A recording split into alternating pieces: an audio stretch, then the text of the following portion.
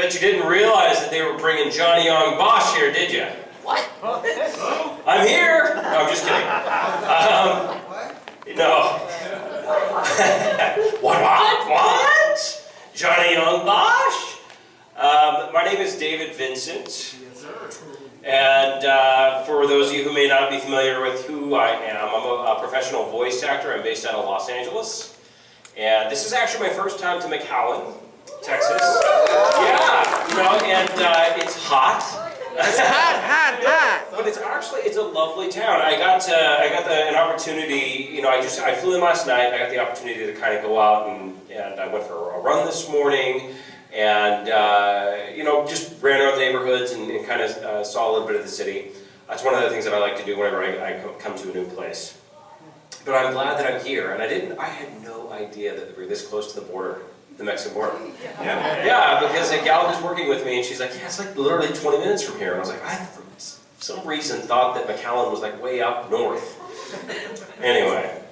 So I want to tell you just a few of my more major roles. So that if you don't recognize some of the stuff that I've done, that you can familiarize yourself with it. I've been voice acting professionally now for a long time. No, I mean, I've been a professional voice actor now for 18 years. So I've been at it a while. If this thing crashes, somebody come and save me. Because I don't know if this is going to be strong enough for my big I'll role. save you. Yes, save me, please. Come do CPR and carry me out. Senkets. Yes, Senkets and Kill la Kill is one of my major roles. Anybody watch Code Geass? Yeah, a long Awesome, time such ago. a great show. It's got a season 2 or season 3 coming, I should say. But you heard me as Lee Shinkei in Code Geass. In Durarara, you heard me as Seiji Yagami. In Durarara. In Bleach, you heard me as Grimjow Jatterjat, one of my all-time favorite roles that I've done. Seriously, it's near and dear to my heart. What's that? I heard it like in 2 times in Japanese and English, so which I like. Thank you. I take that as a big compliment because you know what? The Japanese Seiyu who also voiced Grimjow, I think the guy is a master. So I take that as a big compliment. Thank you. You heard me in Blue Exorcist as Arthur Auguste Angel. Let's see. Of course, Kill la Kill as Senkets, the sentient talking sailor uniform. You heard me in the Fate series, Fate Stay Night and Fate Zero as Gilgamesh. Yes, mongrels, all of you. You guys are awesome, man. Sometimes I swear to God, I'll have a panel and there'll be like 1,000 people in it, and like it's like crickets. And like literally, I think we have like 25 of us or 20 of us in here. You guys rock. Hyperdimension Neptunia, that's a small anime, but I played a funny character, Ananatath, who's fabulous. He's a fabulous robot who talks like this. You can hear me actually on Toonami. Today's Friday, so tomorrow night you can hear me on JoJo's Bizarre Adventure as the narrator in that series.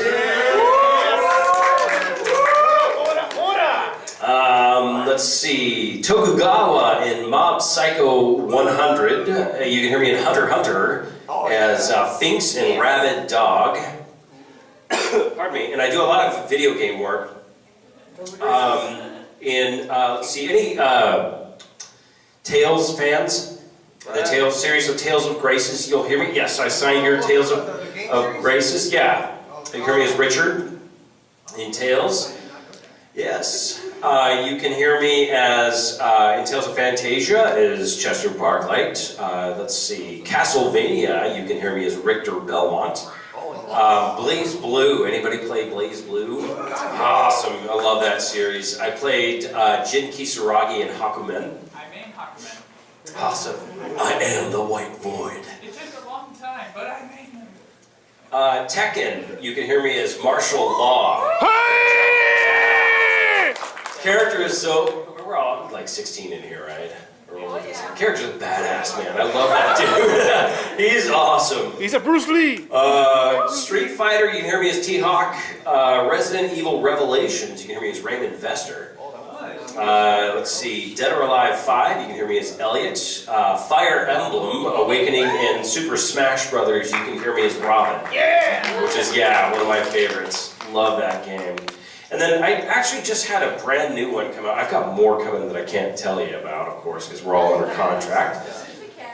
But there's one that just came out called God Wars. Is anybody playing that? God Wars? God Wars, the game? The app, it might be the app, maybe it's an app. I don't know. And I've got another big app game coming out too that I can't really talk about. But a whole bunch. They hired me specifically because of one of the developers was a fan of Gilgamesh. No way. And he's like, he brings me into the studio. No, he brings me into the studio and he's like, can you do the voice? Yeah. Thanks for hiring me, Mom. And you'll have to excuse me, I am on the tail end of one of the gnarliest head colds that I have had in ages that knocked me on my back last week. So if I'm hacking, you'll know why. At any rate, I mean, those are some of my major voice roles that you would probably recognize. I've been voice acting now for like 17, 18 years, and so I can guarantee you that I've done a lot of other stuff that you've heard, but that just isn't as cool as this stuff. Unless you think, Kmart, lowest sale prices every time. It's great. That's me too! So I do a lot of that stuff as well. But those are just some of the main roles that you would probably recognize me from voiceover. If you watch NCIS, you may have seen me on as a guest star as Air Sergeant Eric Niles in that, The Mentalist. I don't even remember Agent Germain, a little guest star in that. And so I do that as well. And then I produce, and I'm an entrepreneur. So a lot of other stuff that I do as well. But the voiceover roles that I listed, those are the main ones that you're going to recognize. That's a cool hat, dude. Thank you. It's got LED band all the way around the bill. That's really cool. Yeah. It's dope, yo. Dudes, I'm super excited to be here. I know the folks that run this convention, and I've done a couple of their other conventions, and they just are solid people, and they know how to put together a solid convention. And so I'm thrilled to be here. My first time in McAllen. And what's a little fun fact? Actually, I'm here for the convention. I leave Sunday morning. Pardon me. And I fly to Austin because my sister and all of my family live in Austin, and then we're the next day packing up and driving to Port Aransas, Texas, where my whole family rents a beach house for a week, and we're having a family reunion next week in Texas, so I'm not even headed back to Los Angeles, which is nice. So I'm super excited because I love Texas. I love the Gulf Coast. It's to me just beautiful, and it's warm. And sunny. And the water's warm, and I love it. And Port Aransas rocks, so I'm super stoked to be down here. I love Texas. Secretly, I would. Are you gonna be watching Confessionals?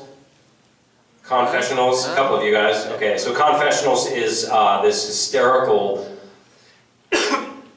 Pardon me. It's a parody series that is written by John Christie, who's the husband of Jeremy Lee. And it's a parody of basically convention life.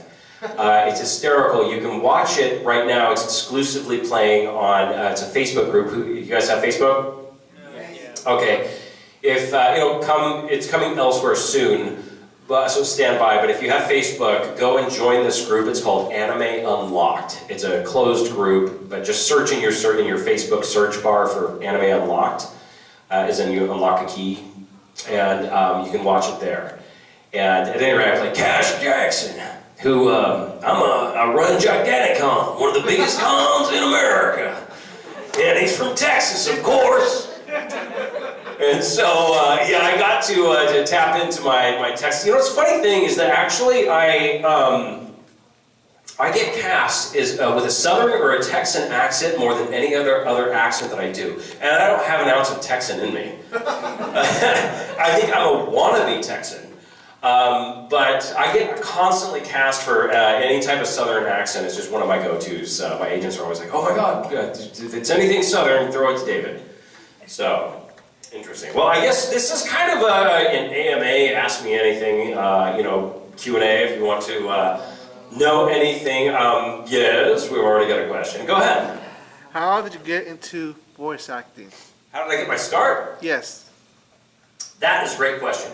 I actually got my degree in journalism from the University of Colorado in Boulder. And that's where I did my undergrad. But while I was studying at CU, I did every single play that the theater department put up. I auditioned for all of them, and I was always in a play the whole time I was there. Because I loved acting, and I loved theater. I just chose to get my degree in something else. But after I graduated, I decided I had an opportunity to actually go in and be because I interned with the NBC affiliate in Denver, and I decided I actually got a job offer to be the weekend weather anchor and a reporter out at a very, very tiny station in Northern California. And I turned it down to move to New York, and I moved to New York City to go be an actor. And so I was in New York City for 5 years living in Manhattan. And the same thing I did in college, I was in every play. I mean, I was constantly on stage. I started doing stand-up, I started doing sketch comedy, I started doing it all. And I was doing a show in this little theater in Times Square called Don't Tell Mama, and on 48th Street. And I was doing a bit where I was making fun of TV commercials. And so I was doing all these different voices making fun of these TV commercials. And after my show, I had a lady come up to me and she goes, excuse me. I said, yeah. She goes, very funny. I said, well, thanks. She goes, do you have an agent? And I said, no. And she goes, here's my card. You need to call me. And so it was a voiceover agent, and that's actually how I started to get into the world of voiceover. And I did voiceover professionally in New York for a number of years. And then I moved to Los Angeles, and I continued to do more and more professional voiceover work. But here's a little fun fact about how I got into the world of anime. Because voiceover, and most people think about voiceover and you think, oh gosh, all these great roles, Grimjow, and Senketsu, and all these fantastic roles, martial law, the stuff that I geek out over, I'm like, woo, martial law, yeah, exactly. But at any rate, the majority, a big part of what voiceover is Kmart, lowest sale prices every time. Okay? Yeah, and I've said this at other conventions, but I'm a bald guy and I get paid to sell haircuts on the radio. And so voiceover is a big part of what we do. And so I had been doing voiceover professionally in Los Angeles, and I had started to do animation. Do you guys remember the celebrity death matches on MTV? Oh, yeah. Okay. So I had started to do some of that. Pardon me. And I was doing a show, or actually, no, I was auditioning with Steve Bloom. Which, do you know who Steve Bloom is? Spike Spiegel, Cowboy Bebop. Exactly. Spike Spiegel, Cowboy Bebop, Wolverine, Tom from Tsunami. Tom from Toonami, exactly. So, Bill Gax from Ben 10. prolific voice actor, and also probably one of the kindest souls that you'll ever meet. He's one of the nicest guys in the industry. And he and I were in the booth and we're auditioning together one day, and he just looks over me because I've been at this for a long time, and I had seen and known him at this point in time for years. And he just goes, hey Dave, you ever do any anime? No? You should do anime. All right, man. And so he actually put me in contact with the late great Kevin Seymour, who was the director for many great shows, i.e. The Ghost in the Shell, all of these amazing series. He actually directed me in Code Geass. God rest his soul. But at any rate, Kevin, I went in there, kind of arrogant, like I knew what I was doing because I had been voice acting for years at this point, but doing anime is very, very different than doing Kmart lowest sale prices every time. And so he took mercy on me because I was in there all cocky and I clearly didn't know what I was doing. And kind of taught me the ropes. He cast me as man number 2 in The Ghost in the Shell. And that's actually how I got my start into the world of anime. Ghost in the Shell, the anime series or the movie? It came out in 2004-ish? Standalone complex. Standalone complex, that's exactly what it was. Never mind. That's exactly what it was. What's that? The OG, the son of the. Yeah. Yeah, right? Yeah, that's what it was. That was, that's, yeah. That's, Yeah. That's my jam when I was a kid. Is that right? Well, that was my first voice acting role in an anime, was in that series. That and another one called Yukikaze. Yuki Kaze? Yeah, Yukikaze. Oh my god. Yeah. Do you remember that one too? Yes. Blast from the past, man! Lighting me up right now. Yeah, that was actually, I think, my second role that I worked with Kevin Seymour on. And I think it was guard number 3 or something like that. But I remember, like, just getting introduced to the whole world. Like, I had watched anime as a kid. You know, like, I was a huge Star Blazers fan. I loved Star Blazers and all these, like, Voltron and, I mean, Robotech, all that stuff. Yes! But I didn't really follow it until I actually got into it and started voice acting in it. And then I was like, oh, this is such an awesome genre of animation because the storytelling is probably the most brilliant storytelling out there. And so I fell in love with it. You said it, not us. Yeah, it is. It is brilliant storytelling. And that's what I really fell in love with when it came to anime. Yeah, I know. So, anybody else have any questions? Yes, we had 2 of them. How about we go blue coat and then red coat? Yes. I love your cosplay, by the way. Oh, thank you. Okay, so I also asked Bryson this when I went over to his panel, but I'm a starting voice actor, so I wanted to know if you had any advice for me. Any advice for you? Absolutely, I do. Here's what I'm going to say for you. How long have you been at it? I started in December. In December. So you're just fresh off the boat, aren't you? Well, jump on in, the water's fine. Here's what I'm going to tell you. Does anybody else in here want to be a voice actor? Good.